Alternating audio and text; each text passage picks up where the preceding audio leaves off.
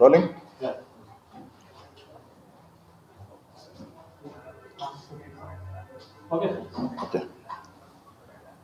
ಬೆಂಗಳೂರಿನ ಟನಲ್ ಹೆಸರು ಕೇಳಿದ ತಕ್ಷಣನೇ ಇಡೀ ಬೆಂಗಳೂರು ಒಂದು ರೀತಿ ಬೆಚ್ಚಿ ಬೆರಗಾಗುವಂತ ಒಂದು ಸನ್ನಿವೇಶ ಬೆಂಗಳೂರಲ್ಲಿ ಕ್ರಿಯೇಟ್ ಆಗಿದೆ. ಸಾವಿರಾರು ಜನ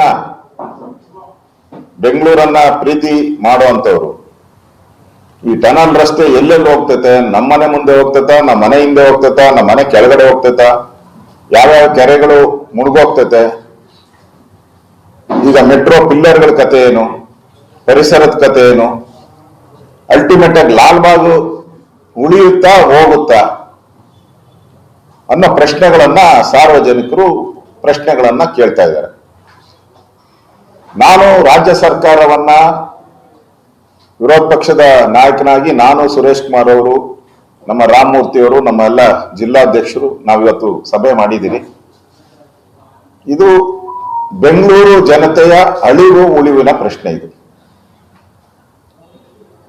ಮಾನ್ಯ ಸುರೇಶ್ ಕುಮಾರ್ ಅವರು ಹೇಳ್ತಾ ಇದ್ರು, ಬೆಂಗಳೂರಲ್ಲಿ 100 ಈ ತರ ಲಾಲ್ಬಾಗ್ ಇದ್ದಿದ್ರೆ ಒಂದ್ ಲಾಲ್ಬಾಗ್ ಅಲ್ಲಿ ಮಾಡ್ತೀನಿ ಅಂದ್ರೆ ಎಲ್ಲ ಹೋಗ್ಲಿ ಬಿಟ್ಬಿಡಿ, 99 ಆದ್ರೂ ಉಳಿಯುತ್ತೆ ಅಂತ ಇದ್ರಿ.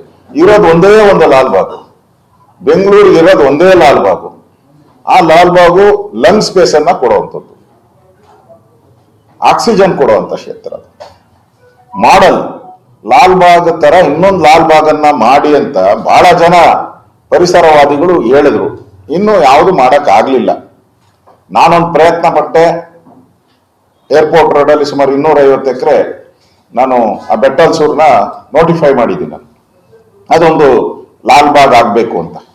ಅದಕ್ಕಿಂತ ದೊಡ್ಡದಿದು ಹಾರ್ಟ್ ಆಫ್ ದಿ ಸಿಟಿ ಇದೆ. ಇಲ್ಲಿ ಟನಲ್ ರಸ್ತೆ ಮಾಡೋ ಮುಖಾಂತರ ಸುಮಾರು 6 ಎಕರೆ ಜಮೀನು ಕಬಳಿಕೆ ಅಂತಾನೆ ಹೇಳ್ಬೇಕು. ಇದನ್ನ ಕಬಳಿಕೆ ಮಾಡಿ ಯಾರು ಇದಕ್ಕೆ ಪರ್ಮಿಷನ್ ಕೊಟ್ಟವರು? ಪುರಾತತ್ವ ಇಲಾಖೆಯವರು ಪರ್ಮಿಷನ್ ಕೊಟ್ಟಿದ್ದಾರೆ, ಪರಿಸರದವ್ರು ಪರ್ಮಿಷನ್ ಕೊಟ್ಟಿದ್ದಾರೆ. ಯಾರು ಪರ್ಮಿಷನ್ ಕೊಟ್ಟಿದ್ದಾರೆ? ಯಾವುದು ಪರ್ಮಿಷನ್ ಇಲ್ಲ. ಸರ್ಕಾರದ ಬಾಯಲ್ಲಿ ಬರೀ ಟೆಂಡರ್ ಟೆಂಡರ್ ಟೆಂಡರ್ ಅಂತ ಬರ್ತಾ ಇದೆ ಹೊರತು ನಾವು ಇಷ್ಟೊಂದು ಇಲಾಖೆಗಳಿಂದ ಅನುಮತಿಯನ್ನ ತೆಗೆದುಕೊಳ್ತಾ ಇದ್ದೀರಿ ಅನ್ನೋದು ಯಾವುದು ಇದುವರೆಗೂ ಎಲ್ಲೂ ಪ್ರಸ್ತಾವನೆ ಮಾಡಿಲ್ಲ.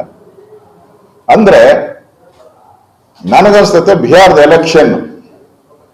ಎಲೆಕ್ಷನ್ ಹತ್ರ ಬಂದ್ಬಿಟ್ಟಿದೆಯಲ್ಲ, ಅದಕ್ಕೆ ಬೇಗ ಟೆಂಡರ್ ಕರಿಬೇಕು ಅನ್ನೋ ಪ್ರಸ್ತಾವನೆ ಇರ್ಬೋದನ್ನ. ಇಲ್ಲ ಅಂದಿದ್ರೆ ಇದು ಅವ್ರು ಹೇಳ್ತಾ ಇದ್ದಾರೆ ಇವತ್ತು ಇದೇನು 1 ವರ್ಷಕ್ಕೇನು ಆಗಲ್ಲ. ಎಲ್ಲ ನೋಡ್ಲಿ ಕಾಂಗ್ರೆಸ್ ಸರ್ಕಾರ 2 ವರ್ಷ ಇರ್ತದೆ, ಅಷ್ಟರಲ್ಲಿ ಆಗೋದಲ್ಲ. ಆ ಎಕ್ವಿಪ್ಮೆಂಟ್ ಬರಕ್ಕೆ 1.5 ವರ್ಷ ಬೇಕಂತೆ. ಅದು ಜರ್ಮನ್ ಅಲ್ಲಿ ತಯಾರಾಗೋದು. ಎಕ್ವಿಪ್ಮೆಂಟ್ ಬರಕ್ಕೆ ಇನ್ನು 1.5 ವರ್ಷ. ಅದು ಇನ್ಸ್ಟಾಲ್ ಮಾಡಿ ಅದು ಕೊರಿಯಕ್ಕೆ ಶುರು ಮಾಡೋದು ಯಾವಾಗ? ಅಷ್ಟರಲ್ಲಿ ಈ ಸರ್ಕಾರನೇ ಇರಲ್ಲ. ಮುಂದೆ ಬಂದಂತ ಸರ್ಕಾರ ಇದು ಬೇಡ ಅಂದ್ರೆ ಹರಾಜ್ ಹಾಕ್ಬೇಕು. ಅದನ್ನ ಯಾವ್ದು ಗುಜರಿ ಅಂಗಡಿಗೆ ಯಾರಿಗಾರ ಸಾಗರ್ಗೆ ಹರಾಜ್ ಹಾಕ್ಬೇಕಾಗ್ತದೆ. ಜನರ ಟ್ಯಾಕ್ಸ್ ಪೇಯರ್ಸ್ ಹಣ ಇದು. ತೆರಿಗೆಗಳ ಹೊರೆಯನ್ನ ಹಾಕ್ಬಿಟ್ಟಿದ್ರೆ ಈಗಾಗಲೇ. ನೀವು ಭಗವಂತ ಒಬ್ಬನ ಬಿಟ್ಟು ಇನ್ಯಾರೇ ಹೇಳಿದ್ರು ನಾನು ನಿಲ್ಸಲ್ಲ ಅಂತ ಹೇಳಿದ್ದೀನಿ. ಭಗವಂತ ದೊಡ್ಡನ, ಜನತಾ ಜನಾರ್ದನ ದೊಡ್ಡನ? ಯಾರು ಹೊತ್ತಿಂದ ನೀನು ಅಲ್ಲಿ ಕೂತಿದೀಯ ಇವತ್ತು? ಜನತಾ ಜನಾರ್ದನನ ಕೇಳಿ ಮಾಡ್ಬೇಕು ಈ ಪ್ರಾಜೆಕ್ಟ್ ಅನ್ನ. ಅದರಲ್ಲೂ ಬೆಂಗಳೂರು ಜನನ ಕೇಳಿ ಮಾಡ್ಬೇಕು. ನೀವು ಅಭಿಪ್ರಾಯ ಸಂಗ್ರಹಣೆ ಮಾಡ್ಬೇಕು. ಅದಕ್ಕೋಸ್ಕರ ಏನಾದ್ರು ಸೆಮಿನಾರ್ಗಳನ್ನ ಮಾಡಬೇಕು. ಏನೂ ಇಲ್ಲ. ಒಂದ್ ರೀತಿ ದೌರ್ಜನ್ಯ. ಹಿಂದೆ ರಾಮಮೂರ್ತಿ ಕೇಸ್ ಆಯ್ತಲ್ಲ, ಪಕ್ಕದಲ್ಲಿ ಕೂತಿದ್ದಾರೆ. ಏನ್ ಹೇಳಿದ್ದು? ತಗ್ಗಿ ಬಗ್ಗೆ ನಡಿಬೇಕು, ಅನುದಾನ ಬೇಕು ಅದ್ರಂದ್ರು ರಾಮಮೂರ್ತಿಗೆ, ಒಬ್ಬ MLA-ಗೆ. ಈಗ ಕಿರಣ್ ಮಜುಮ್ದಾರ್ಗೆ ಅವ್ರಿಗೆ ಆವಾಜ್ ಆಯ್ತು. ಇನ್ಯಾರೋ ಒಬ್ಬ IT ಕಂಪನಿಯನ್ನು ಹೇಳ್ದ, ನೀನು ಹೋದ್ರೆ ಹೋಗು ಬೆಂಗಳೂರು ಬಿಟ್ಟು ಅಂತ ಹೇಳಿ. ಆಮೇಲೆ ಪೈ, ಮೋಹನ್ ದಾಸ್ ಪೈ, ಅವ್ರು BJP ಏಜೆಂಟ್ ಅಂದ್ರು. ಇದೇ ಮೋಹನ್ ದಾಸ್ ಪೈ ನಮ್ಮ ಸರ್ಕಾರ ಇದ್ದಾಗೂ ಇದೇ ಕಾಮೆಂಟ್ ಮಾಡಿದ್ದಾರೆ. 1 ಅಲ್ಲ 4 ಟ್ವೀಟ್ ತೋರಿಸ್ತೀನಿ ನಾನು. ಅವಾಗ ಯಾರು ಏಜೆಂಟ್ ಅವರು? ನಾವು ಕಾಂಗ್ರೆಸ್ ಏಜೆಂಟ್ ಅಂತ ಎಂದನೇ ಹೇಳಿದ್ದಾರೆ. ನಾಚಿಕೆ ಆಗಲ್ವಾ ನಿಮ್ಗೆ? ಅಂದ್ರೆ ರಾಜ್ಯದಲ್ಲಿ ಏನಾದ್ರೂ ಕಾಮೆಂಟ್ ಮಾಡಿದ್ರೆ ಬೆಂಗಳೂರು ಜನ ದೌರ್ಜನ್ಯ ಮಾಡೋದು, ಅವ್ರ ಮೇಲೆ ಕೇಸ್ಗಳು ಹಾಕೋದು, ಪ್ರತಿಭಟನೆ ಮಾಡುವಂತ ಹಕ್ಕನ್ನ ಕಿತ್ಕೊಳ್ಳುವಂಥದ್ದು, ಇದು ಕಾಂಗ್ರೆಸ್ ನಡ್ಕೊಂಡ್ ಬಂದಿರೋದು. ಅದರಿಂದ ನಾವು ಇವತ್ತೆಲ್ಲ ಸಭೆ ಸೇರಿದ್ರಿ. ಈ ವಿಚಾರವನ್ನ ಬೆಂಗಳೂರಿಗೆ ಮಾಡೆಲ್ ಆಗಿರುವಂತ, ಬೆಂಗಳೂರಿಗೆ ಒಂದು ಐಕಾನ್ ಆಗಿರ್ತಕ್ಕಂಥ, ಬೆಂಗಳೂರು ಜನ ಪ್ರೀತಿ ಮಾಡ್ತಕ್ಕಂಥ ಲಾಲ್ಬಾಗ್ ಶೋ ಆದರೆ ಇಡೀ ದೇಶದಿಂದ ಜನ ಬರ್ತಾರೆ ಲಾಲ್ಬಾಗ್ ಶೋ. ನನ್ಗೆ ಅಷ್ಟೇ ಗೊತ್ತಿಲ್ಲ, ಒಂದು 20 ಲಕ್ಷ ಜನ ಬರ್ತಾರೋ ನನಗೆ ಗೊತ್ತಿಲ್ಲ. ಲಾಲ್ಬಾಗ್ ಶೋಗೆ ದೇಶ ವಿದೇಶಗಳಿಂದ ನೋಡಕ್ ಬರ್ತಾರೆ. ಫಾರಿನರ್ಸ್ ಎಲ್ಲ ಬಂದಿರೋದು ನಿಮ್ಮ ಮಾಧ್ಯಮದಲ್ಲಿ ನಾವು ನೋಡಿದ್ದೀವಿ. ಅಂತ ಒಂದು ಲಾಲ್ಬಾಗ್ ಅನ್ನ ಈ ಒಂದು ಕಾಂಗ್ರೆಸ್ಸಿನ ರಾಕ್ಷಸಿ ಕೃತ್ಯ ಇದು ಹಾಳು ಮಾಡಕ್ಕೆ ಹೊರಟಿದ್ದಾರೆ. ಅದರ ಭಾನುವಾರ ನಾವು ಇದರ ವಿರುದ್ಧವಾದಂತ ಧ್ವನಿಯನ್ನ ಲಾಲ್ಬಾಗಲ್ಲೇ ತೆಗೆಯೋರಿದ್ದೀವಿ ನಾವು. ಲಾಲ್ಬಾಗ್ ಉಳಿಸಿ, ಪರಿಸರ ಉಳಿಸಿ, ಭಾನುವಾರ ಲಾಲ್ಬಾಗ್ ಉಳಿಸಿ, ಬೆಂಗಳೂರನ್ನ ರಕ್ಷಿಸಿ. ಈ ಘೋಷಣೆ ಅಡಿಯಲ್ಲಿ ನಾವು ಒಂದು ಅಜೆಂಡಾ ಇಟ್ಕೊಂಡು ನಾವು ಅವತ್ತು ಬೆಳಗ್ಗೆ 8 ಗಂಟೆಗೆ ನಮ್ಮೆಲ್ಲ ಎಂಪಿಗಳು, ನಮ್ಮೆಲ್ಲ ಶಾಸಕರುಗಳು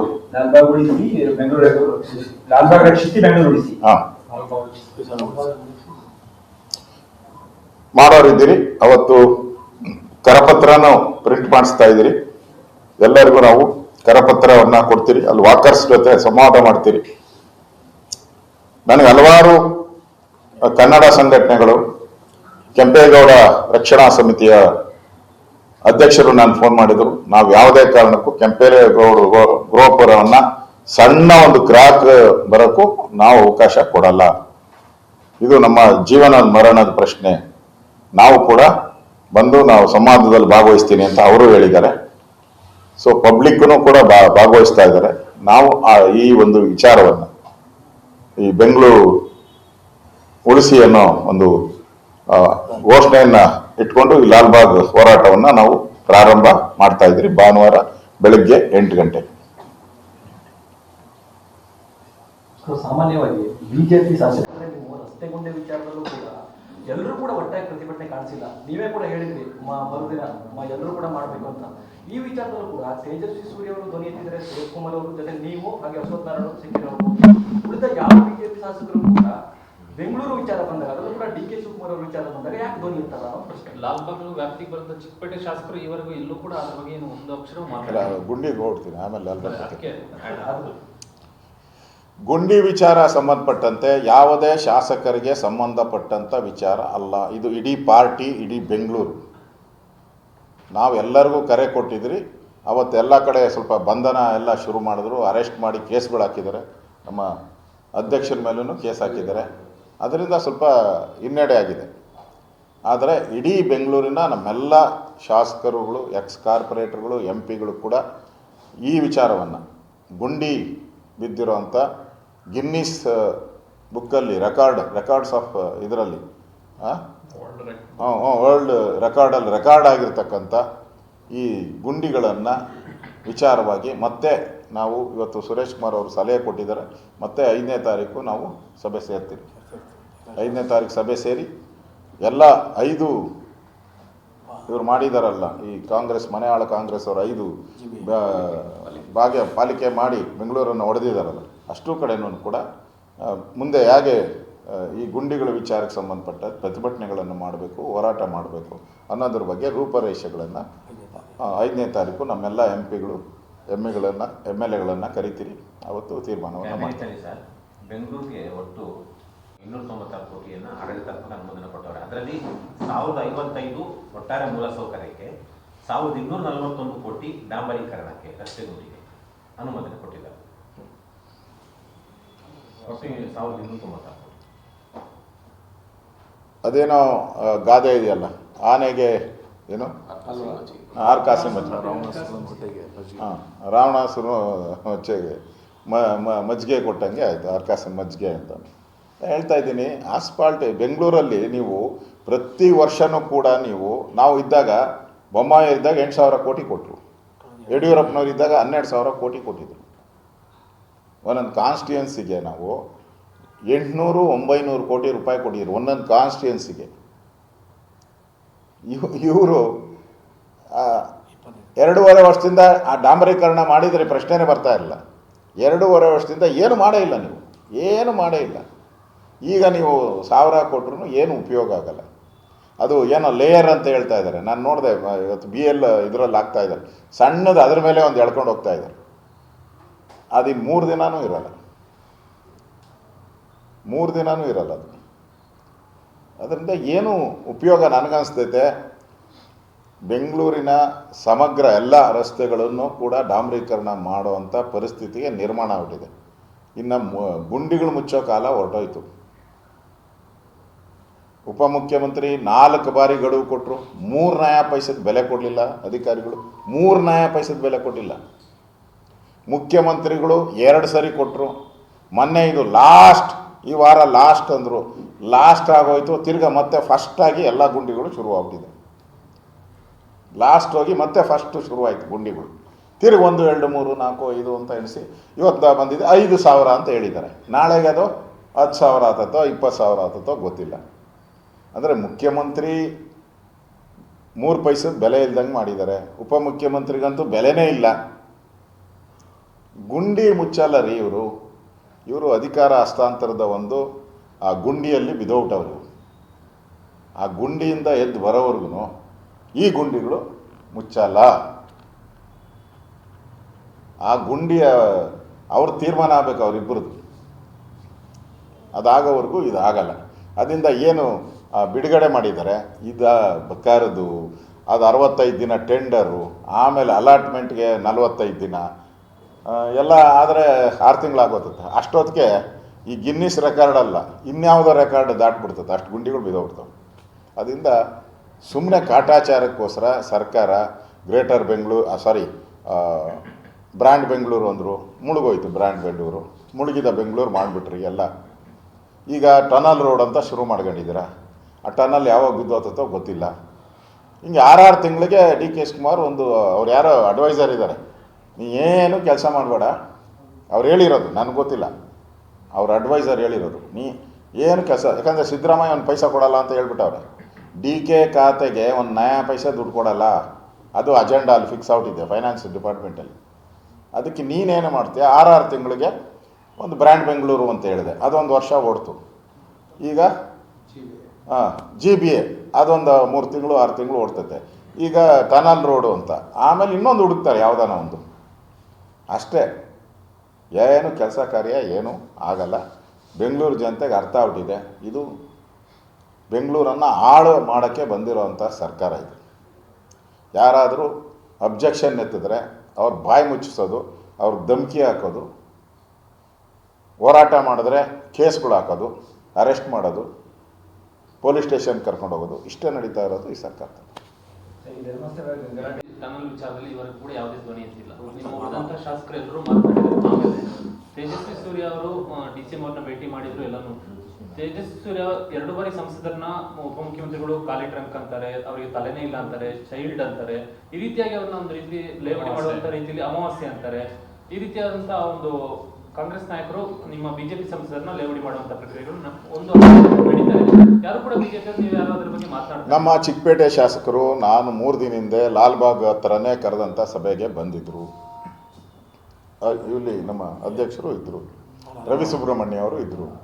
ಬಂದು ನಾನು ಮುಂಚೂಣಿಯಲ್ಲಿರ್ತೀನಿ ಆ ಹೋರಾಟಕ್ಕೆ ಅಂತ ಹೇಳಿದ್ದಾರೆ, ಇರ್ತಾರೆ. ಅವ್ರ ಪಾಂಪ್ಲೆಟ್ ಹೇಗೆ ಪ್ರಿಂಟ್ ಆಗಬೇಕು ಅನ್ನೋದು ಅವತ್ತು ಡಿಸ್ಕಷನ್ ಆಗಿದೆ, ಅದು ಮಾಡಿದ್ದಾರೆ. ಮತ್ತು ತೇಜಸ್ವಿ ಸೂರ್ಯ ಏನು ಆ್ಯಸ್ ಎ MP ಅವ್ರಿಗಿರೋವಂಥ ಕೆಲವು ಮಾಹಿತಿಗಳನ್ನು ತೆಗೆದುಕೊಂಡು ಅವರು ಹೋರಾಟ ಮಾಡ್ತಾಯಿದ್ದಾರೆ. ಅವ್ರಿಗೆ ಅವಹೇಳನ ಮಾಡೋವಂಥದ್ದು ಇಡೀ ಬೆಂಗಳೂರಿನ ಸೌತ್ ಭಾಗದ MP ಅವರು, ಇಡೀ ಸೌತ್ ಭಾಗದ ಜನಗಳಿಗೆ ಮಾಡಿದಂಥ ಅವಮಾನ. ಯಾಕೆಂದರೆ ತೇಜಸ್ವಿ ಸೂರ್ಯ ಸುಮಾರು ನನಗೆ ಗೊತ್ತಿರೋ ಪ್ರಕಾರ 3.5-4 ಲಕ್ಷ ಓಟಲ್ಲಿ ಗೆದ್ದಿದ್ದಾರೆ. ಸಿದ್ದರಾಮಯ್ಯ ಹಿಂದೆ ಎಲ್ಲ ಗೆದ್ದಿದ್ದು 250-150 ಸೋತಿದ್ದಾರೆ. ಹಿಂಗೆ ಅವ್ರದ್ದು ಇತಿಹಾಸ ಇರೋದು. ಗೌರವ ಕೊಟ್ಕೊಂಡು ಮಾತಾಡೋದನ್ನು ಸಿದ್ದರಾಮಯ್ಯ ಇರ್ಬೋದು, DK ಶಿವಕುಮಾರ್ ಇರ್ಬೋದು ಕಲಿಬೋದು. ಒಬ್ಬ ಜನಪ್ರತಿನಿಧಿ, ಅಧಿಕಾರ ಶಾಶ್ವತವಾಗಿ ನಿಮ್ಮ ಹತ್ರ ಇರಲ್ಲ, 2 ವರ್ಷ ಇದೆ. ಮಾನ ಮರ್ಯಾದೆ ಇಟ್ಕೊಂಡು ನೀವು ನಡ್ಕೊಂಡು ಹೋದರೆ ನಿಮಗೂ ಮುಂದೆ ಅಪೋಸಿಷನ್ ಆದಾಗ ನಾವು ಮಾನ ಮರ್ಯಾದೆ ಗೌರವವನ್ನು ಕೊಡ್ತೀರಿ. ಇಲ್ಲ ನೀವು ಇದೇ ಚಾಳಿ ಮಾಡಿದ್ರೆ ಮುಂದೆ ಬರೋವಾಗೂ ಅದೇ ಚಾಳಿ, ಅದೇನು ಹೇಳ್ತಾರೆ ಮನೆ ಮಂದಿಗೆಲ್ಲ ಅಂತ, ಹಂಗಾಗ್ತದೆ. ಅವತ್ತೆಲ್ಲ ನಿಮ್ಮ ಬಿಜೆಪಿ ಶಾಸಕರು ಅಲ್ಲಿ ಇರ್ತೀರಾ ಸರ್? ಆಲ್ಮೋಸ್ಟ್ ಆಲ್ ನನ್ನ ಕೆಲಸ ಕಾರ್ಯ ಇದ್ದರೆ ಯಾರನ್ನೋ ಒಂದಿಬ್ಬರು ಇದಾಗ್ಬೋದು, ಉಳಿದವರೆಲ್ಲರೂ ಇರ್ತಾರೆ. ಸರಿ, ಧರ್ಮಸ್ಥಳ ಬುರುಡೆ ಕೇಸ್ನಲ್ಲಿ ಅವರೆಲ್ಲ ಈಗ ನಮ್ಮ ಇದು ರಾಜ್ಯದ ಜನ ಈ ಧರ್ಮಸ್ಥಳದ ವಿಚಾರ ಇದು ಕಾಂಗ್ರೆಸ್ ಪ್ರಾಯೋಜಿತವಾದಂಥ ಒಂದು ಸ್ಕೀಮ್ ಅಷ್ಟೇ. ಇದು ಇದರಲ್ಲಿ ಮುಖ್ಯ ಪಾತ್ರಧಾರರೇ ಸರ್ಕಾರ. ಇವ್ರು ಯಾರಿಗೋ ಹೇಳ್ತಾರೆ ಒಂದು ಅರ್ಜಿ ಕೊಡಿ ಅಂತ, ಯಾರಿಗೋ ಹೇಳ್ತಾರೆ SIT ಮಾಡಿಸಿ ಅಂತ, ಎಲ್ಲ ಪ್ರಾಯೋಜಕತ್ವವನ್ನು ಮಾಡ್ತಾ ಇದ್ದಾರೆ. ಈ ಕೋರ್ಟ್ ಮುಂದೆ ನಿಂತಿದೆ. ನಾನು ಸರ್ಕಾರಕ್ಕೆ ಎಚ್ಚರಿಕೆ ಕೊಡ್ತಾ ಇದ್ದೀನಿ, ಇಲ್ಲೂ ನಿಮ್ಮ ನಾಟಕವನ್ನು ಆಡಬೇಡಿ. ಅಲ್ಲೂ ಸಮರ್ಥವಾಗಿ ಸರ್ಕಾರದ ನಿಲುವು ಧರ್ಮಸ್ಥಳವನ್ನು ಅಪವಿತ್ರ ಮಾಡಬೇಕು ಅಂತ ಏನು ಹೊರಟಿದ್ದಾರೆ ಈ ತಿಮ್ರೋಡಿ ಗ್ಯಾಂಗ್, ಇದಕ್ಕೆ ಸರಿಯಾದಂಥ ಶಿಕ್ಷೆ ಆಗಬೇಕು ಅಂತ ಇಡೀ ರಾಜ್ಯ ಅಲ್ಲ, ಇಡೀ ಪ್ರಪಂಚದ ಮೂಲೆ ಮೂಲೆಗಳಿಂದನೂ ಕೂಡ ಜನ ಆಗ್ರಹನ ಮಾಡ್ತಾ ಇದ್ದಾರೆ. ಇಲ್ಲೇನಾದರೂ ತಪ್ಪಿದ್ರೆ ನೀವು ಪಕ್ಕಾ ಪ್ರಾಯೋಜಿತರು ಅನ್ನೋದು ಅರ್ಥ ಆಗುತ್ತದೆ ರಾಜ್ಯದ ಜನತೆಗೆ. ಆದ್ದರಿಂದ ಈ ವಿಚಾರವಾಗಿ ರಾಜ್ಯ ಸರ್ಕಾರ ಎಚ್ಚರಿಕೆಯ ನಡೆಯನ್ನು ಹಿಡಿಬೇಕು. ಈಗಾಗಲೇ SIT ಅವರು ಏನು ತನಿಖೆ ಮಾಡಿ ಈಗಾಗಲೇ ಇದು ಧರ್ಮಸ್ಥಳವನ್ನು ಅಪವಿತ್ರ ಮಾಡಬೇಕು, ಅವಹೇಳನ ಮಾಡಬೇಕು, ಧರ್ಮಸ್ಥಳದಲ್ಲಿ ರೋಲ್ ಕಾಲ್ ಮಾಡಬೇಕು ಅಂಥೇಳಿ ವಿದೇಶದಿಂದ ಹಣ ತಗೊಂಡು ಏನು ಕೆಲಸ ಮಾಡ್ತಾಯಿದ್ರು ಅದು ಪ್ರೂವ್ ಆಗಿದೆ. ಈಗ ಅವನು ಯಾರು ಮಾಡ್ತಾಯಿದ್ನೋ ಅವನೇ ಒಂದು ನಾನು 2 ಲಕ್ಷ ತೊಗೊಂಡೆ 3 ಲಕ್ಷ ತೊಗೊಂಡೆ ಅಂತ ಬಾಯ್ಬಿಟ್ಟಿದ್ದಾನೆ. ಅದು ಎಷ್ಟು ಲಕ್ಷ ಕೋಟಿ ಅನ್ನೋದು ಇನ್ನೂ ತನಿಖೆಯಿಂದ ಹೊರಬರಬೇಕಷ್ಟೆ. ಆ ದೃಷ್ಟಿಯಿಂದ ಇಲ್ಲಿ ಸರ್ಕಾರ ಸಮರ್ಥವಾಗಿ ಹೈಕೋರ್ಟಲ್ಲಿ ದಾಖಲೆಗಳನ್ನು ಇಟ್ಟು ಸಮರ್ಥವಾದಂಥ ವಾದ ಮಾಡಿ ಅವ್ರಿಗೆ ಶಿಕ್ಷೆ ಆಗಬೇಕು, ಅವ್ರು ಮಾಡಿದ ತಪ್ಪಿಗೆ ಶಿಕ್ಷೆ ಆಗಬೇಕು, ಆ ರೀತಿ ಕ್ರಮ ತೆಗೆದುಕೊಳ್ಬೇಕು ಅನ್ನೋ ಆಗ್ರಹವನ್ನು ನಾವು ಮಾಡ್ತೀವಿ. ಈಗಷ್ಟೇ ಸರ್ಕಾರದ ಮಾಹಿತಿ ಏನಿದೆ ಗೊತ್ತಿಲ್ಲ, ನಾನು ಆರಂಭದಿಂದ ಹೇಳ್ತಾ ಬಂದೆ, ಧರ್ಮಸ್ಥಳ ಪ್ರಕರಣದಲ್ಲಿ ಷಡ್ಯಂತ್ರ ಇದೆ ಸರ್, ಕ್ರಮ ಆಗಬೇಕು ಕೊಡೋದು ಆಗ್ರಹ ಅಲ್ವಾ ಎಲ್ಲರೂ? ಈಗ DK ಶಿವಕುಮಾರ್ ಅವರ ಹೇಳಿಕೆ ನೋಡಿದ್ರೆ ಅವರು ಮೀಡಿಯಾದ ಮುಂದೆ ಏನು ಹೇಳಿಕೆ ಮಾಡ್ತಾರೋ ಅದನ್ನು ಕ್ಯಾಬಿನೆಟ್ಟಲ್ಲಿ ಯಾಕೆ ಹೇಳಲ್ಲ ಅಂತ ನಮ್ಗೆ ಡೌಟ್ ಆಗ್ತಾಯಿತ್ತು ಅಷ್ಟೆ.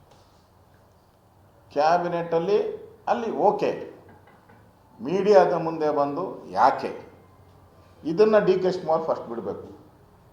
ನೀವು ಅಲ್ಲಿ ಕ್ಯಾಬಿನೆಟ್ಟಲ್ಲೇ ಯಾಕೆ ಅಂತ ಕೇಳಿದರೆ SIT ತನಿಖೆನೇ ಆಗ್ತಾ ಇರಲ್ಲ, ಅದರ ಅವಶ್ಯಕತೆನೇ ಇಲ್ಲ. ನನಗನ್ಸ್ತದೆ ಸುಮಾರಿಂದ 5-6 ಕೋಟಿ ಖರ್ಚಾಗಿದೆ ಇದುವರೆಗೂ.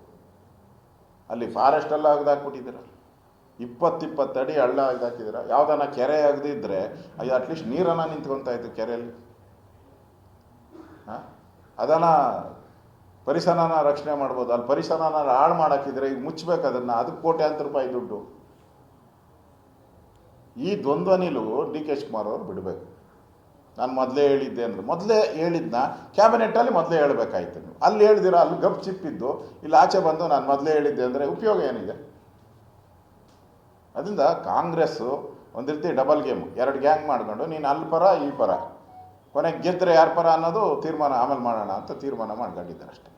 ಈ Bharat petroleum corporation retired CFP ದೇಶದಿಂದ ಸುದ್ದಿ ಆಗ್ತಾ ಇದೆ. ಅವ್ರು ಒಬ್ಬಳೇ ಮಗಳು 34 ವರ್ಷದ ಮಗಳು ತಿರ್ಕೋತಾಳೆ. ತಿರ್ಕೊಂಡಾಗ ಅವ್ರಿಗೆ BBMPಯಲ್ಲಿ ಡೆತ್ ಸರ್ಟಿಫಿಕೇಟ್ ಕೊಡೋದು ಲಂಚ ಕೇಳ್ತಾರೆ, ಬೆಳಂದೂರು ಇನ್ಸ್ಪೆಕ್ಟರ್ ಲಂಚ ಕೇಳ್ತಾರೆ. ಲಂಚ ಕೇಳೋದೆಲ್ಲ ತುಂಬಾ ಹೀನಾಯವಾಗಿ ಅವ್ರ ಜೊತೆ ನಡ್ಕೊಳ್ತಾರೆ. ನಾನು ದುಡ್ಡಿರೋ ಲಂಚ ಕೊಟ್ಟು ನನ್ನ ಮಗಳದ್ದು ನಾನು ಈ ಥರ ಮಾಡಿದೆ ಅಂತ ನಡುತ್ತೆ, ಈ ರೀತಿ ನಡ್ಕೊಂಡ್ರೆ ಹೇಗೆ ಅಂತ ಪ್ರಶ್ನೆ ಮಾಡಿದ್ದಾರೆ. ನಾನು ಹೆಸರು ಶಿವಕುಮಾರ್ K ಅಂತ. ನಾನು ಕ್ಷಮಾಪಣೆ ಕೇಳ್ತೀನಿ. ನಾವು ಬೆಂಗಳೂರವರೇ, ಕಾಂಗ್ರೆಸ್ ಸರ್ಕಾರ ಇಷ್ಟು ಕೆಳಮಟ್ಟಕ್ಕೆ ಇಳಿದಿದೆ ಅಂತ ಹೇಳಿದ್ರೆ ಇಡೀ ರಾಜ್ಯಕ್ಕೆ ಒಂದು ರೀತಿ ಈ ಕಾಂಗ್ರೆಸ್ ಸರ್ಕಾರ ಅವಮಾನ ಮಾಡ್ತಾ ಇದೆ. ಇಡೀ ತಲೆ ಬಗ್ಸೋ ರೀತಿ, ನಾವೆಲ್ಲರೂ ಕೂಡ ತಲೆ ಬಗ್ಸೋ ರೀತಿ ಘಟನೆಗಳು ನಡೀತಾ ಇದೆ. ಈ ಡೆತ್ ಸರ್ಟಿಫಿಕೇಟ್ ಇರ್ಬೋದು, ಬರ್ತ್ ಸರ್ಟಿಫಿಕೇಟ್ ಇರ್ಬೋದು, ಇದು ಬೆಲೆ ಏರಿಕೆ ಮಾಡಿದ್ರು, ಜಾಸ್ತಿ ಮಾಡಿದ್ರು. ಈಗ ಅದರ ಮೇಲೆ ಲಂಚ, ಸರ್ಟಿಫಿಕೇಟ್ಗೆ ಏರಿಕೆ, ಅದರ ಮೇಲೆ ಲಂಚ. ಇದು ಕಾಂಗ್ರೆಸ್. ಪಾಪ ಅವ್ರೇನು ಮಾಡ್ತಾರೆ, ಅಧಿಕಾರಿಗಳದ್ದು ತಪ್ಪು, ನನಗೇನು ಇದರಲ್ಲಿ ಅಧಿಕಾರಿ ತಪ್ಪು ಅಂತ ಹೇಳಲ್ಲ. ಅವ್ರಿಗೆ ಮಂತ್ಲಿ ಫಿಕ್ಸ್ ಆಗಿರ್ತೈತಲ್ಲ, 60% ಕಮಿಷನ್ ಕೊಡಬೇಕಲ್ಲ. ಅದು ಅವ್ರು 60%, ಅವ್ರದ್ದು ಒಂದು 20%, 80% ಕಮಿಷನ್ ಇಟ್ಕೊಂಡು ಕೇಳಿದ್ದಾರೆ ಅಷ್ಟೇ ಅವರು. ಲಂಚದ ಜೊತೆಗೆ ಬೆಳಂದೂರು ಪೊಲೀಸ್ ಇನ್ಸ್ಪೆಕ್ಟರ್ ನಡವಳಿಕೆ ಬಗ್ಗೆ ತುಂಬಾ ಹೀನಾಯವಾಗಿ ನಡ್ಕೊಂಡು ಪೊಲೀಸ್ ಸ್ಟೇಷನ್ಗಳೆಲ್ಲ ಕಾಂಗ್ರೆಸ್ ಆಫೀಸ್ ಆಗ್ಬಿಟ್ಟಿದೆ. ಅವರೆಲ್ಲ ಕೇಳಿ ನೀವು, ನಾವು ಲಂಚ ಕೊಟ್ಟು ಬಂದಿದ್ದೀರಿ, ಕೋಟಿ ದುಡ್ಡು ಕೊಟ್ಟು ಬಂದಿದ್ದೀರಿ, ಬಾಯಿ ಮುಚ್ಕೊಂಡು ದುಡ್ಡಿಡು ಅಂತ ಧೈರ್ಯವಾಗಿ ಓಪನ್ನಾಗಿ ಕೇಳ್ತಾ ಇದ್ದಾರೆ. ಎಲ್ಲ ಇಡೀ ರಾಜ್ಯದಲ್ಲಿ ನೀವು ಎಲ್ಲೇ ಹೋದ್ರೂ ಕೇಳ್ತಾರೆ, ನಾವು ದುಡ್ಡು ಕೊಟ್ಟು ಬಂದಿದ್ದೀರಿ, ನೀವು ದುಡ್ಡು ಕೊಡಿ, ಓಪನ್ನಾಗಿ ಕೇಳ್ತಾರೆ, ಎಲ್ಲ ಕಡೆನೂ ಕೇಳ್ತಾರೆ, ಏನು ಪ್ರಶ್ನೆನೇ ಇಲ್ಲ. ಸರ್ಕಾರನೂ ಅಷ್ಟೇ, ಎಂದು ಅವ್ರು ಹೇಳಿದ್ದಾರೆ, ನಾವು ಅವರೇನಾದರೂ ಹೇಳಿದಾರಾ ಕಮಿಷನ್ ಬಗ್ಗೆ? ಓಪನ್ನಾಗಿ ಈಗ ಬಿಲ್ಡಿಂಗ್ಗಳಿಗೆಲ್ಲ ಎಷ್ಟೋ ₹100, ಹಾಂ, ₹75 ಸ್ಕ್ವೇರ್ ಫೀಟ್ಗೆ, ಕಮರ್ಷಿಯಲ್ಲು ₹100. ರೇರಾ ಮೊದಲು ಫ್ರೀ ಇತ್ತು. ರೇರಾ ಅಂದರೆ ಏನು? ಹಾಂ, ರೇರಾ. ಹಾಂ, ರೇರಾ ಅಂದರೆ ರಾರಾ ಅಲ್ಲ, ಈಗ ರೇರಾ ಅಂದರೆ ರಾರಾ ಅಂತಾರೆ. ನೀವು 15% ಕೊಡ್ಬೇಕಲ್ಲಿ, 15% ಕಮಿಷನ್ ಕೊಡ್ಬೇಕು ರೇರಾದಲ್ಲಿ. ಅದನ್ನು ಮಾಡಿದ್ದು ಕಂಟ್ರೋಲ್ ಮಾಡೋಕ್ಕೋಸ್ಕರ. ಯಾರು ಮೋಸ ಮಾಡ್ತಾರೆ ಫ್ಲ್ಯಾಟ್ಗಳು ಕಟ್ಟುವಂಥವ್ರು, ಅದನ್ನು ಕಂಟ್ರೋಲ್ ಮಾಡೋಕ್ಕೆ ಮಾಡಿದ್ದು. ಈಗ ಅದು ವಸೂಲಿ ಕೇಂದ್ರ ಆಗ್ಬಿಟ್ಟಿದೆ. ಅಂದರೆ ಯಾರೂ ಕೂಡ ಮನೆ ಕಟ್ಟೋಕ್ಕಾಗಲ್ಲ, ಯಾರು ಕೂಡ ಈಗ ನಿಮಗೆ ಪವರ್ ಮುಗಿದೋಯ್ತು. OC CC ಅವೆಲ್ಲ ಫಿಕ್ಸ್ ಆಗಿದೆ, ರೇಟ್ಗಳೆಲ್ಲ ಫಿಕ್ಸ್ ಆಗ್ಬಿಟ್ಟಿದೆ. ಅದ್ರ ಮೇಲೆ ಇದು ಬೇರೆ ಈಗ ಯಾವುದು ಎ ಖಾತಾ ಬಿ ಖಾತಾ. ಹಾಂ, ಬಿ ಇಂದ ಎಗಂತೆ. ಹಾಂ, ಬಿ ಇಂದ ಎಗೋ ಏನು ಓದ್ತೈತೆ ಅಂದರೆ ಬಿಲ್ಡಿಂಗ್ ಹೋಗಲ್ಲ, ನಿಮ್ಮ ಸೈಟ್ ಮಾತ್ರ ಹೇಗೆ ಓದ್ತೈತೆ ಅಷ್ಟೇ, ಬಿಲ್ಡಿಂಗ್ ಬಿನಲ್ಲಿ ಇರ್ತೈತೆ. ಎಂಥ ಮನೆ ಆರ್ಡ್ರಿ ಕಾಂಗ್ರೆಸ್ ಅವರು. ಈಗ ಬಿ ಇಂದ ಎಗೆ ಹೋದರೆ ಎರಡೂ ಹೋಗ್ಬೇಕು, ಯಾಕಂದರೆ ಸೈಟ್ ಮೇಲೆ ಬಿಲ್ಡಿಂಗ್ ಇರ್ತೈತೆ. ಇಲ್ಲಿ ಹಂಗಲ್ಲ, ಸೈಟ್ ಮಾತ್ರ ಹೇಗೆ ಓದ್ತೈತೆ, ಬಿಲ್ಡಿಂಗ್ ಬಿನಲ್ಲೇ ಇರ್ತೈತೆ. ತಿರ್ಗಿ ಅದಕ್ಕೊಂದು ರೇಟ್ ಫಿಕ್ಸು. ಹಿಂದೆ ನಾವು ನಮ್ಮ ಸರ್ಕಾರ ಇದ್ದಾಗ ಆವಾಗ ₹100 ಮಾಡಿದ್ರಿ. ಒಂದು ಸೈಟ್ಗೆ ಎಷ್ಟು ₹10,000 ಏನೋ ಬರ್ತದೆ, 10-12 ಒಂದು ಸೈಟ್ಗೆ ₹10,000, 10-12 ಅಭಿವೃದ್ಧಿ ಶುಲ್ಕ ಅಂತ ಮಾಡಿದ್ರಿ. ಈಗ 4 ಲಕ್ಷದಿಂದ 40 ಲಕ್ಷದವರೆಗೂ ಕಟ್ಟಬೇಕು. ಯಾರು ಕಟ್ತಾರೆ? ಯಾಕೆ ಕಟ್ತಾರೆ ಅವರು? ಈಗಾಗಲೇ ಅವ್ರ ಹೆಸರು ಖಾತಾ ಕಂದಾಯ ಎಲ್ಲ ಇದೆ, ಅವ್ರಿಗೆ ಮನೆ ಕಟ್ಕೊಂಡಿದ್ದಾರೆ, ಕರೆಂಟ್ ಬರ್ತಾ ಇದೆ, ಆರಾಮ್ಸೆ ವಾಸ ಮಾಡ್ತಾರೆ. ಅವ್ರು ಯಾಕೆ ಕಟ್ತಾರೆ? ದುಡ್ಡು ವಸೂಲಿ. ಬಿಹಾರ್ ಎಲೆಕ್ಷನ್ಗೆ ಏನೇನು ಬೇಕೋ ದುಡ್ಡು, ತಿರ್ಗಿ ತಮಿಳ್ನಾಡು, ನೆಕ್ಸ್ಟ್ ತಮಿಳ್ನಾಡು ಬರ್ತದಲ್ಲ, ತಮಿಳ್ನಾಡಿಗೆ ಎಷ್ಟು ಬೇಕೋ ದುಡ್ಡು ಕಲೆಕ್ಟ್ ಮಾಡೋಕ್ಕೆ collection centre Karnataka Congress party, Karnataka ಸರ್ಕಾರ ಕಲೆಕ್ಷನ್ ಸೆಂಟರ್ ಅಷ್ಟೇ. RSS ಪಥಸಂಚಲನದ ವಿಚಾರ ಒಂದೇ ಒಂದು ಕ್ಷೇತ್ರ ಯಾಕೆ ಬರುತ್ತೆ? 224 ಕ್ಷೇತ್ರದಲ್ಲಿ ಒಂದೇ ಕ್ಷೇತ್ರದಲ್ಲಿ ಹಂಗಾರೆ ಈ ಯಾವ DC ಇದಾನಲ್ಲ, ಯಾವ DC ಯಾವ ತಹಸೀಲ್ದಾರು ಅವನೇನು ಆಕಾಶದಿಂದ ಎಳೆದು ಬಂದ್ಬಿಟ್ಟು ಹಂಗಾರೆ ಅವನೇನ ಸ್ಪೆಷಲ್ ಸಂವಿಧಾನನ ತೊಗೊಂಡು ಬಂದಿದ್ದಾನ ಅವನು ಬರಬೇಕಾದ್ರೆ ಸಂವಿಧಾನನ ಸ್ಪೆಷಲ್ ಸಂವಿಧಾನ ಹಿಡ್ಕೊಂಬಂದಿದ್ದಾನ. ಎಲ್ಲ DCಗಳಿಗೂ ಸಂಬಂಧಪಟ್ಟಂತೆ ಎಲ್ಲ ಕಡೆ ನಡೆದಿದೆ ಪಥಸಂಚಲನ? ಇಲ್ಲಲ್ಲ, ಇಡೀ ದೇಶದಲ್ಲಿ ನಡೆದಿದೆ, ಲಕ್ಷ ಕಡೆ ನಡೆದಿದೆ, ಸೇಮ್ ಕಾನೂನು ಇರೋದು. ಅಂದರೆ ಅಲ್ಲಿ DCಗೆ 3 ಪೈಸದ ಬೆಲೆ ಇಲ್ಲ. ಎಲ್ಲ ಕಾಂಗ್ರೆಸ್ ಕಂಟ್ರೋಲ್ಡ್, ಈ ನಗರ ನಕ್ಸಲ್ ಕಂಟ್ರೋಲ್.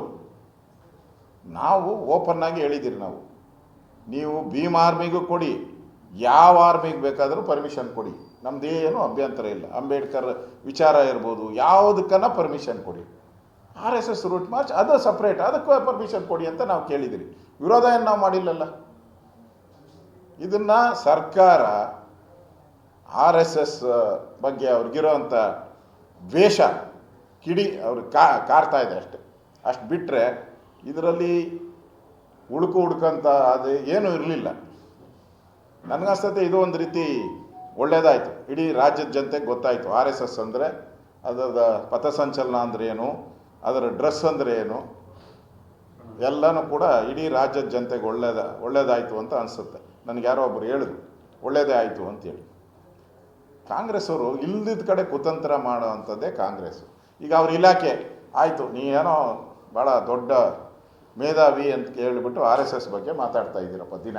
ನಿನ್ನ ಇಲಾಖೆಯಲ್ಲಿ 10% ನಿಂದ ಅಚೀವ್ಮೆಂಟ್, 10% IT/BTಯಲ್ಲಿ 10.02% ಅಚೀವ್ಮೆಂಟ್, RDP ಇಲಾಖೆಯಲ್ಲಿ 11.08% ಅಚೀವ್ಮೆಂಟ್ ಇತ್ತು. ಕಲಬುರ್ಗ ಅಂದರೆ ಅದು ಒಂಥರ ಇಲ್ಲಿ ಸೋನಿಯಾ ಗಾಂಧಿ ಇಂದಿರಾ ಗಾಂಧಿ ಥರ ಅದು ವಂಶ ಪರಂಪರೆ ಆಡಳಿತ. ಎಷ್ಟು 60 ವರ್ಷನಾ? 72ನೇ ಇಸ್ವಿ. 72ನೇ ಇಸ್ವಿಯಿಂದ ನಿಮ್ಮ ಮನೆತನನೇ ಮಾಡ್ತಾ ಇದ್ದಾರೆ. ನಿಮ್ಮ ಮನೆತನನೇ, ನಿಮ್ಮ ತಂದೆ, ನಿಮ್ಮ ಬೀಗರು ಅವರೇ ಎಲ್ಲ ನಡೆಸ್ತಾ ಇರೋದು. ಯಾಕೆ ರ್ಯಾಂಕಿಂಗಲ್ಲಿ, ಎಜುಕೇಷನಲ್ಲಿ ಕೊನೆ ಬರ್ತಾ ಇದೆ? ಯಾಕೆ ಅಭಿವೃದ್ಧಿಯಲ್ಲಿ ಯಾಕೆ ಕೊನೆ ಬರ್ತಾ ಇದೆ?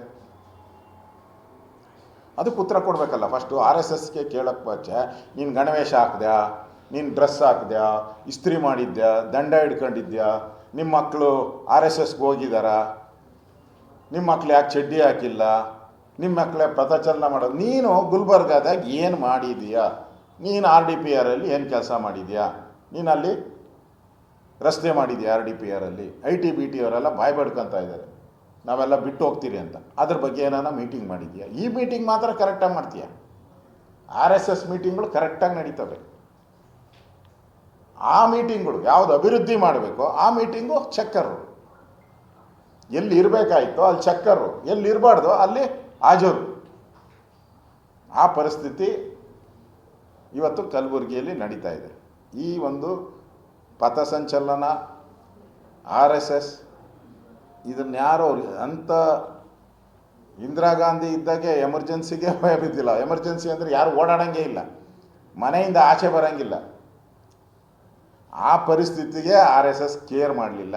ಇದು ಯಾವ ಚಿತ್ತಾಪುರನ ಒಂದು ತಾಲೂಕಲ್ಲಿ, ಅದು ಅಲ್ಲಿ ಒಳ್ಳೆ ಜನ ಇದ್ದಾರೆ, ಚಿತ್ತಾಪುರದಲ್ಲಿ ಒಳ್ಳೆ ಜನ, ಇವರ್ಯಾರ ಕೆಟ್ಟವರು ಒಂದು 4 ಜನ ಸೇರ್ಕೊಂಡಿದ್ದಾರೆ ಅಷ್ಟೇ. ಅಲ್ಲಿ ಈ 4 ಜನದಿಂದ ಚಿತ್ತಾಪುರ ಹಾಳಾಗೋದು ಬೇಡ. ಇದೊಂದು RSS ಏನು ಕಾರ್ಯಕ್ರಮ ಇದೆ, ಕೋರ್ಟ್ ಆದೇಶ ಏನು ಬರುತ್ತೋ ಅದ್ರ ಪ್ರಕಾರ RSS ತೀರ್ಮಾನವನ್ನು ಮಾಡುತ್ತೆ. ಇದೇನು ವಿಶೇಷ ಅಂತ ನನಗೆ ಅನಿಸಲ್ಲ. ಧನ್ಯವಾದಗಳು.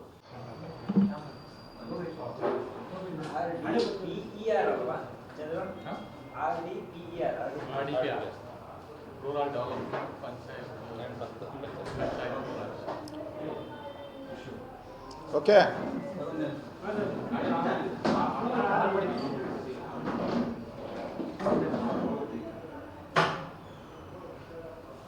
ಆನ್ ಮಾಡಬೇಕಾ?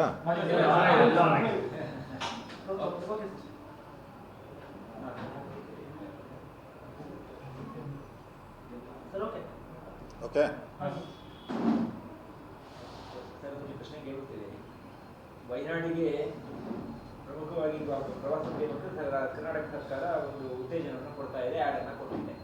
ಈಗ ಸಾರ್ವಜನಿಕವಾಗಿ ಚರ್ಚೆ ಆಗ್ತಿರುವಂಥ ಪ್ರಶ್ನೆ ಏನಂತ ಹೇಳಿದ್ರೆ, ಕರ್ನಾಟಕದಲ್ಲಿಯೇ ಸುಮಾರು 7 ಜಗತ್ತಿನಲ್ಲೇ ಪ್ರಸಿದ್ಧ ಆಗಿರುವಂಥ ತಾಣಗಳಿದ್ದಾವೆ, ಅದರ ಬಗ್ಗೆ ಸರ್ಕಾರ ಗಮನ ಕೊಡೋದು ಬಿಟ್ಬಿಟ್ಟು ವಯನಾಡಿಗೆ ಮಾತ್ರ ಯಾಕೆ ಕೊಡ್ತಾ ಇದೆ ಅಂತ.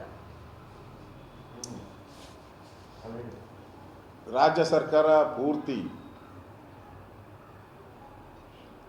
ಇಡೀ ಕರ್ನಾಟಕದಲ್ಲಿರುವ ಕಾಂಗ್ರೆಸ್ಸಿನ ರಾಜ್ಯ ಸರ್ಕಾರ ಪೂರ್ತಿ ವಯನಾಡಲ್ಲೇ ಇದೆ. ವಯನಾಡ್ ರಿಮೋಟ್ ಕಂಟ್ರೋಲ್ ಬೈ ರಾಜ್ಯ ಸರ್ಕಾರ. ಹಿಂದೆ ಆನೆ ದಾಳಿಯಾಗಿ ಸತ್ತಾಗ ಅವ್ರಿಗೆ 15 ಲಕ್ಷ ಅಂದರು. ಆಮೇಲೆ ಅಲ್ಲಿ ಮನೆಗಳು ಬಿದ್ದೋಗಿದೆ, ಮಾನವೀಯತೆಯಿಂದ ಅದಕ್ಕೆ 10 ಕೋಟಿ ಅಂತ ಹೇಳಿದ್ರು. ಈಗ ವಯನಾಡಿಗೆ ಪ್ರವಾಸಕ್ಕೆ ಬನ್ನಿ, ಅಲ್ಲಿ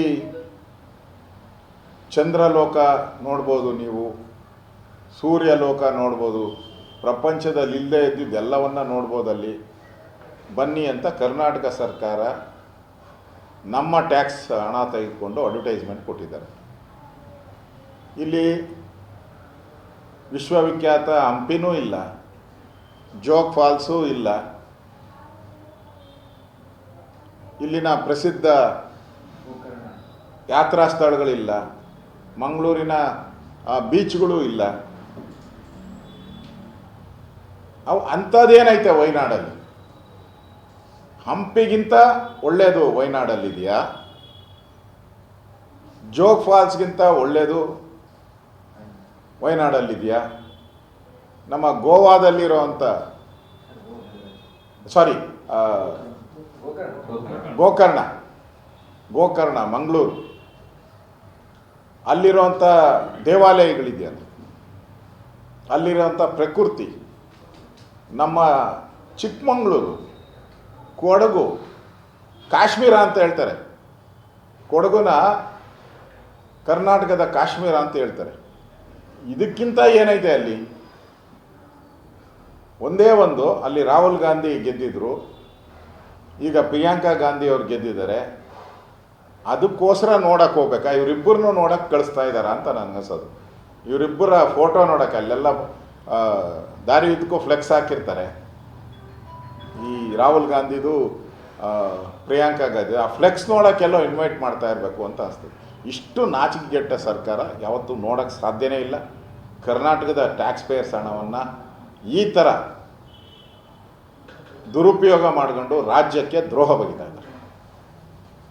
ಕರ್ನಾಟಕದಲ್ಲಿ